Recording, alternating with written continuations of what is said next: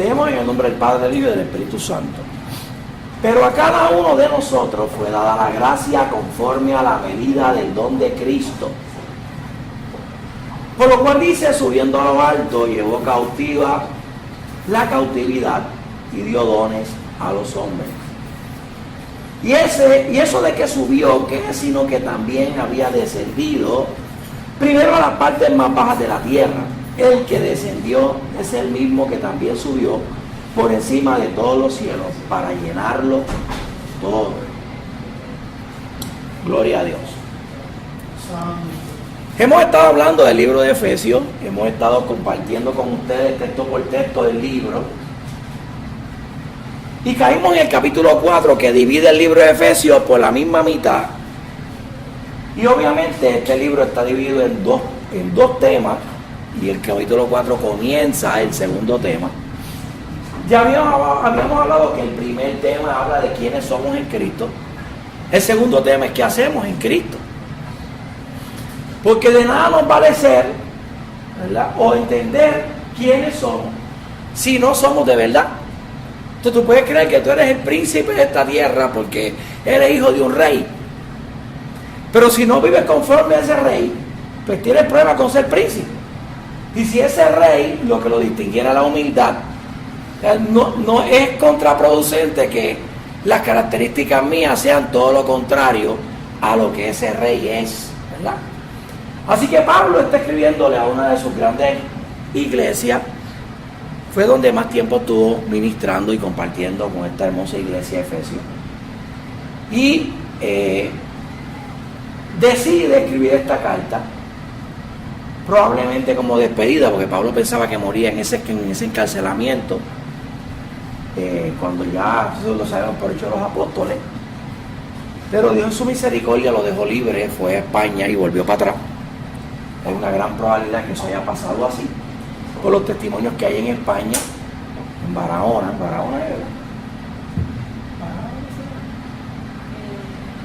a mí siempre se me olvida ese nombre, Mayra, que siempre se acuerda. Que es una comunidad de Barcelona. Tarragona, no sabía que se acuerda. Y allí hay muchos testimonios de que Pablo llegó allí, Pablo testificó allí, Pablo ministró allí. Y que mucha gente de esa comunidad de Tarragona se convirtieron. Así que, viendo tantos testimonios, yo salí convencido de que Pablo había ido a España, porque no había manera de si Pablo no fue allí, que aquel grupito de gente esté diciendo desde hace un montón de siglos que Pablo llegó allí y predicó el evangelio. Y hay grandes testimonios de las cosas grandes que Dios hizo a través de Pablo en Tarragona. Pero Pablo le escribe esta carta pensando probablemente que va a morir, así que quiere aclararle a los efesios quiénes son en Cristo y cómo tienen que actuar, cómo tienen que caminar en ese entender quiénes somos y llevar a la acción lo que nosotros entendemos de quiénes somos en Cristo. Y habíamos hablado que Pablo habla de que está preso, habíamos hablado de que debemos de andar como es digno de la vocación a la que hemos sido llamados. Pablo habla de la humildad, habla de la mansedumbre, habla de la paciencia y habla del amor. Habla de tener paz los unos con los otros, habla de la unidad que debe haber en la iglesia. Y también habla de que somos un cuerpo. Y aparte de 1 Corintios, esta es la única carta que Pablo habla de la iglesia como un cuerpo. Y en el verso 7 dice que a cada uno de nosotros nos es dada la gracia conforme a la medida del don de Cristo. A cada uno nos es dado. Antes de eso, Pablo dice que somos un cuerpo. Para que un cuerpo funcione, cada uno de nosotros tenemos que entender cuál es nuestra función en el cuerpo. Pablo le plantea a la gente en Efesios, oígame, a cada uno nos es dada ese don que Dios nos ha dado para que podamos edificar la iglesia. En Puerto Rico siempre ha habido el síndrome de que el pastor lo hace todo, el pastor todo lo controla, el pastor tiene que hacerlo todo, hay esa mentalidad, que yo creo que es una mentalidad mediocre, porque entonces el único que sirve en la iglesia es el pastor, los demás están de espectadores. Y siempre eso ha pasado. Yo conozco muchos pastores que están sobrecargados en sus trabajos pastorales, porque prácticamente desde ser chofer de la guagua hasta ser el que predica todos los domingos y el que dirige, recoge la ofrenda, prácticamente lo hace todo. Entonces tienden a, como hemos entendido y lo seguimos haciendo y lo vemos por la práctica, cada vez más pastores más controladores, porque se han acostumbrado a llevar el rol de que las cosas se tienen que hacer de una manera, y ellos, como siempre lo han hecho de esa manera, no hay la apertura de que otras personas lo pueden hacer de una manera distinta. Y si esos pastores no se reenfocan, terminan muertos de un infarto, en una enfermedad, una ancianidad con poca calidad de vida, porque vivieron una vida tan ajetreada que no tuvieron tiempo para darle descanso a su vida en algunos momentos. Pablo aquí está diciendo que a cada uno de nosotros Dios nos ha dado. Fíjense que no dice que solamente a los líderes Dios le ha dado. Es que a cada uno de nosotros Dios nos ha dado unos dones para que nosotros los pongamos al servicio de la iglesia. Ayer compartía con los pastores de la denominación wesleyana, y uno de los pastores dijo algo importante. No es tener iglesias con mucha gente, es tener iglesias que sirvan. Y el que lo dijo fue uno de los que tiene una de las iglesias más grandes de la denominación. Yo digo, porque el reto no es que tengamos 500 personas. El reto es qué por ciento de mi iglesia sirve a los demás. Porque cuando usted sirve, usted ha entendido, en este caso nosotros, no usted y yo, cuando servimos hemos entendido el principio de el darnos a los demás, el principio del amor a los demás. Cuando hay ese anhelo, ese deseo de servir, cuando estamos dispuestos y disponibles, porque hay mucha gente que está dispuesta, pero no está disponible. Entonces, si usted está dispuesto y no está disponible, pues tenemos un problema. Es estar dispuesto y disponible. Pablo le plantea a la iglesia, pues mire, Dios nos ha dado dones a cada uno de nosotros para que funcionemos como un cuerpo. Y yo he repetido esto mucho aquí en la iglesia. Tenemos que entender que usted depende de mí, yo dependo de usted.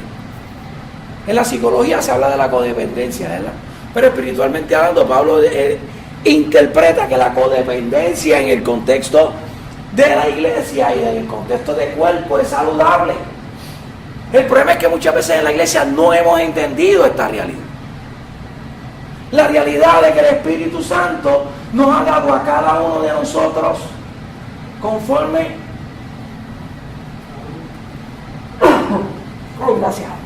conforme a su gracia, dones para que podamos servir en el cuerpo. Una cosa es que yo como miembro de la iglesia haga una función, pues voy a llenar un hueco, voy a ayudar en limpiar la iglesia porque no ha llegado alguien que la va a limpiar. Otra cosa es que tú tengas el don de servir en un área específica. Hay gente que tiene la habilidad de evangelizar, que tiene la capacidad de pararse al lado de alguien y empezarle a predicar. Hay gente que tiene la capacidad de predicar en el púlpito. Hay gente que tiene la capacidad de enseñar. Entonces, a veces uno se pregunta, ¿yo estudié enseñar? No, yo no estudié pedagogía. Pero tú tienes el don, Dios ha puesto el don para que ese don tú lo utilices para bendecir a la iglesia.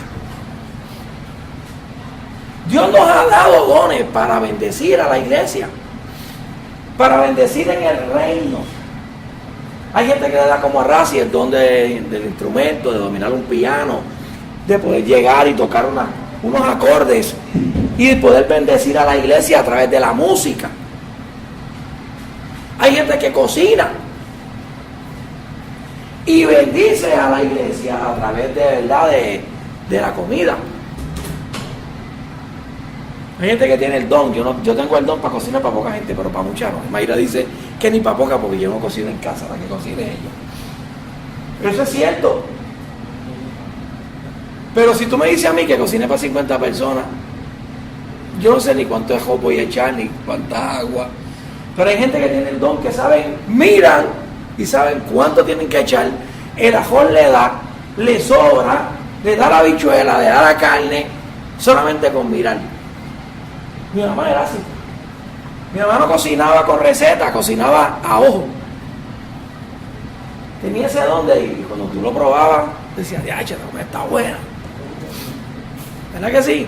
Pero hay gente que no tiene el don para cocinar. Hay gente que trata de cocinar un huevo frito y se le quema. Yo conozco a alguien así. No es mi esposa.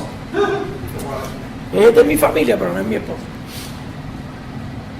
Y quisiera saber hacer un huevo frito, pero ni eso sabía hacer.